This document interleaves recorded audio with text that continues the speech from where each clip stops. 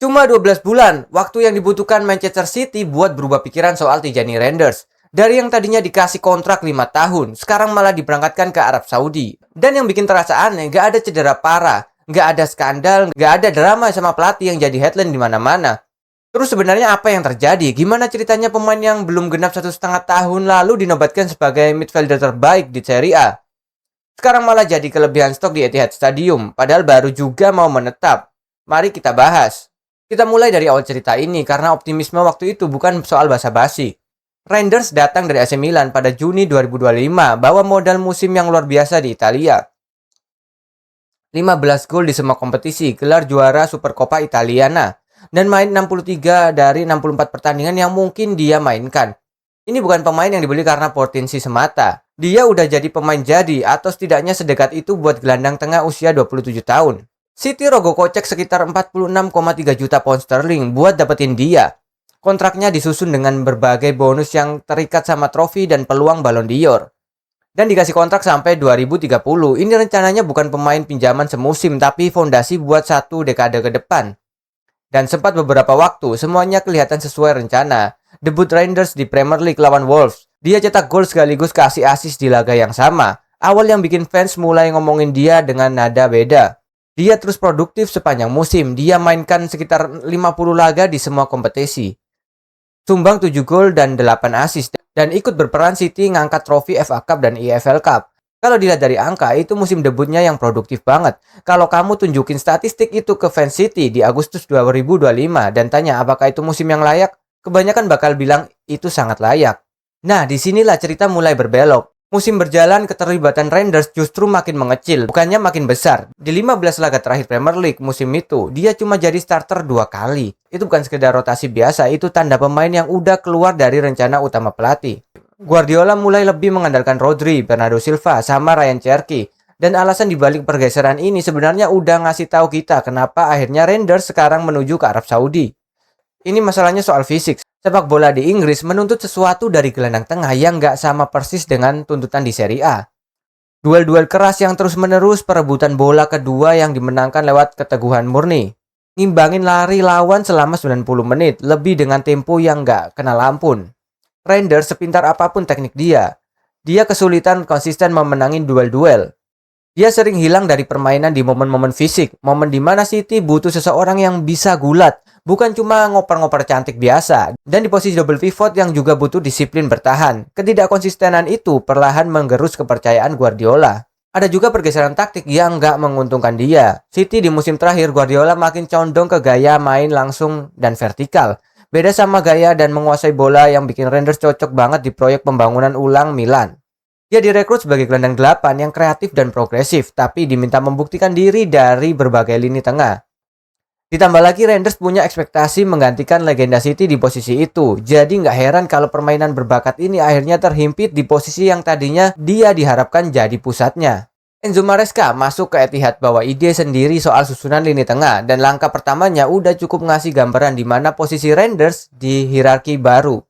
City bayar mahal rekor klub buat ngerebut Elliot Anderson dari Nottingham Forest, angka yang bikin pemain 23 tahun asal Inggris itu jadi pemain Inggris termahal sepanjang sejarah saat itu. Bahkan ngalahin kepindahan Jude Bellingham ke Real Madrid. Maresca udah lama menjadikan Anderson prioritas rekrutan, dan direktur olahraga Hugo Viana katanya udah ngelok target ini setahun sebelumnya. Ini bukan profil pemain cadangan. Pertanyaannya bahwa Anderson bakal jadi poros yang dibangun di sekelilingnya, bukan sekedar disisipkan ke pemain-pemain lama. Dan Anderson pun gak masuk ke lini tengah yang kosong itu. Matheus Nunes, Nico Gonzalez, Mateo Kovacic, Ryan Cherky, Phil Foden, sama Claudio Echeverri masih berebut posisi yang sama. Kelebihan Reinders itu bisa masuk ke kotak penalti, membelah pertahanan rapat dengan umpan pembuka ruang. Sebenarnya itu kualitas yang juga dimiliki beberapa nama yang saya sebutkan tadi. Kalau satu klub udah punya kedalaman sebanyak itu di satu area, terus baru aja belanja rekor klub saat memperkuatnya lagi, ya wajar kalau ada yang akhirnya jadi kelebihan dan harus dibuang. Dan ternyata yang jadi kelebihan itu justru pemain yang baru setahun di klub Manchester City.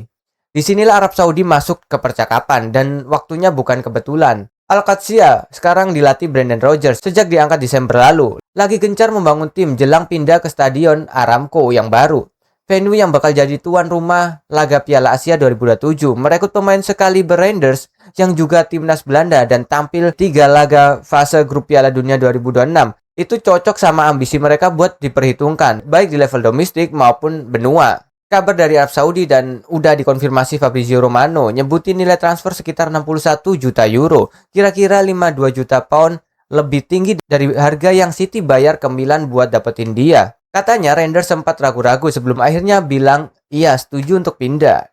Di usia 28 tahun dia harusnya lagi di puncak karirnya dan wajar ada keraguan menukar Liga Champions rutin dengan Liga Pro Saudi selagi masih ada masa emas. Nottingham Forest sempat serius menawar, yang berarti dia bisa jadi tetap di Inggris dan lebih dekat sama level yang biasa dia mainkan. Tapi begitu jelas jalan kembali ke starting 11 Maresca tertutup, tarikan finansial Arab Saudi ditambah janji jadi pusat tim beneran, bukan sekedar pelapis, akhirnya memenangkan hati Rangers.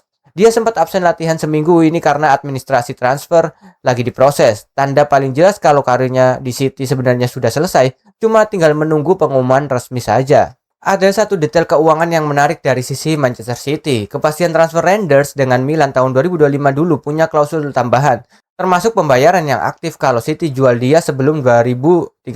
Dengan menetapkan harga jual ke Alcocia di 61 juta euro bukan angka yang lebih kecil. Manchester City menghindari catatan kerugian besar di pembukuan, meski kewajiban ke Milan tetap harus dibayar.